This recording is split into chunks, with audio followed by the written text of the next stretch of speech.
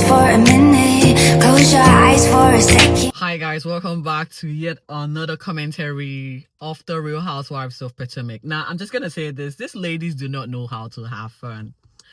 As much as they have a couple of events going for them that brings them together, they just don't know how to maintain and keep the peace. And again, if you haven't subscribed, please go ahead and subscribe and share this channel with your friends. Come on here, comment, like, and let's have fun conversating. Now we're going to get into episode 3 because at this particular episode, if chin check didn't happen in episode 2, it did happen in episode 3. I'm going to get to that particular dramatic end of this particular episode. First is first, we do touch base with Stacey and her daughter trying to model or become a princess or queen of her 3rd grade. Okay, we get to see her husband.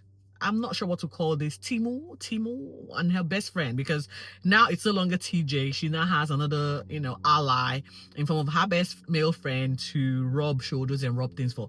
Stacey did have a sit down with Jazzy where they brought up a few conversations. Of course, Stacey talked all over Jazzy, particularly trying to let us know that the ladies are up against that. We can see that 2-3 episodes in, it's been Stacey versus the rest of the other ladies. So it's quite clear they don't like her. But let's get things straight.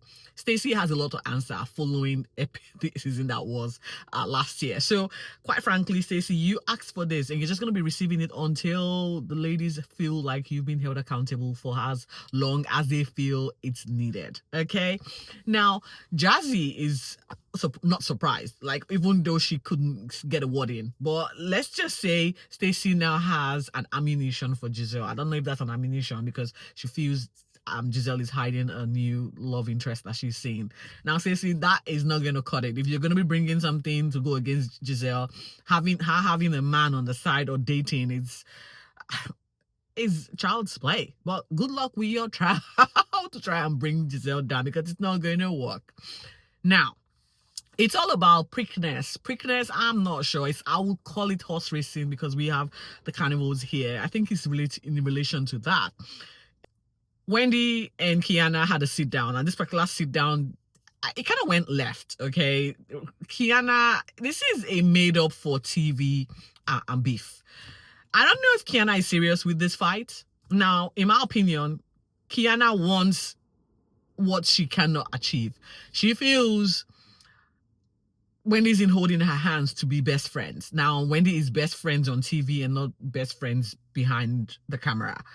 And she feels Wendy has to, say things in certain ways because she is the queen and she has to rule her stead.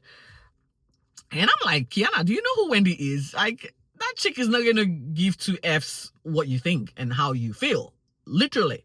And I don't think you guys are friends. Let's just get this clear. To be friends for the show is one thing. Now, to try and build a solid friendship outside of the show, that's another whole ball game. And what efforts have you made to build this friendship? I don't know. But now calling out Wendy for all sort of ridiculousness is just beyond me. And I think Keiarna has now prepared Angel for the Wendy takedown, because this is going to be a Wendy takedown between Keiarna and Angel. Now, but before that takedown would happen, Angel and Keiarna had to, of course, settle their chin check score, okay? But this particular sit down between Wendy and Keiarna ended up with them, sharing the expletive words at each other.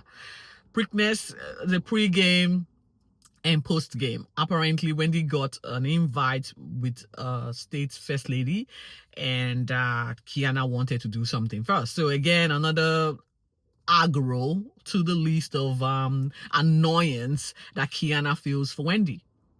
We move on straight to Giselle feeling that the vibe is now on a low, and so she's going to take the girls to an island to obviously create some certain level of kumbaya, okay? Inviting Wendy, Angel, Tia to this particular shopping spree to talk about the plan for this particular getaway event. But I want to say this about Tia. I feel like Tia is just not starting nice.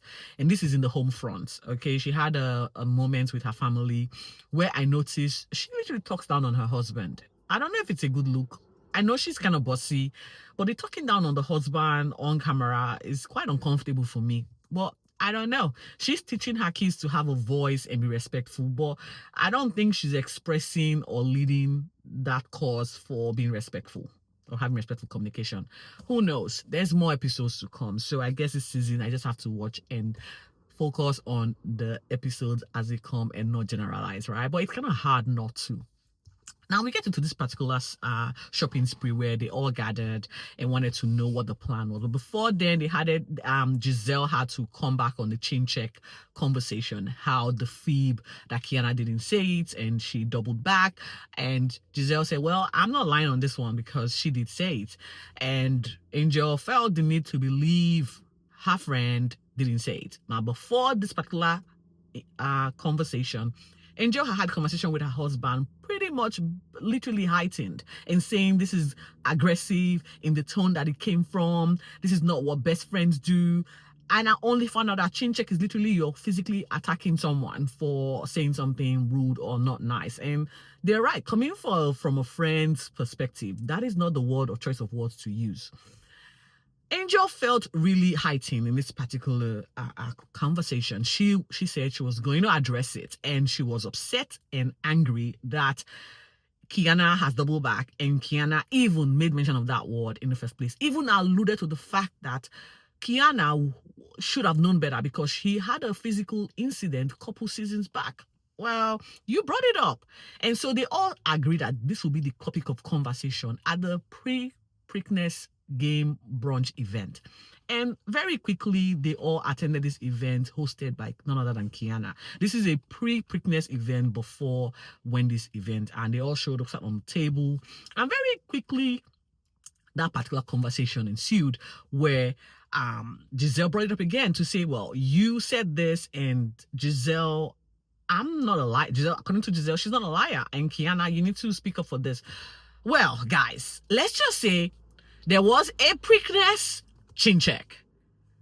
Keiarna went hard on her friend and literally shut her up, shut her down, and let everyone know that she rules the stage. And that was to Angel. Angel could not say a word following Keiarna shutting her down. This was where Wendy said, wow, I am getting a different vibes from you, Angel, because you were so heightened and demanded that you were going to be getting accountability on the fact that that comment was used, even comparing that situation to Keiarna being physically attacked. Oh my God, there was a second chin check by Keiarna to her friend Angel. And Angel was like a mouse. Nothing was said after that. But then guess what Angel did? Flipped it all back to Wendy and was attacking Wendy for being honest. But guess what? Everyone that were there during the shopping event spoke about Angel's actions. But she couldn't go for the others. Not Giselle, not Tia, not Stacy, but to Wendy. Because guess what? Keiarna has told Angel we are all going to be ganging up and take down Wendy. Because she's jealous of Wendy. That's it. I said it. This particular argument continued until the boss, because they were now heading to the game proper.